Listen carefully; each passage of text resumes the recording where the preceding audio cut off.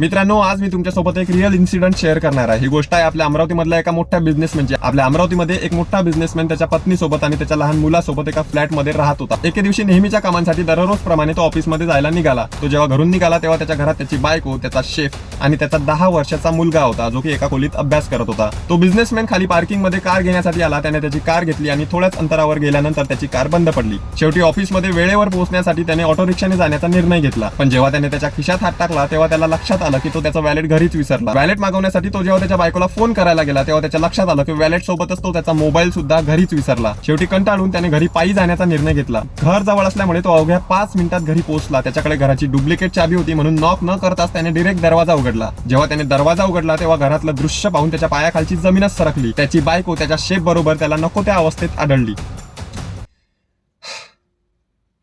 म्हणून म्हणतो मित्रांनो, गाडी वेळेवर सर्व्हिसिंग करा.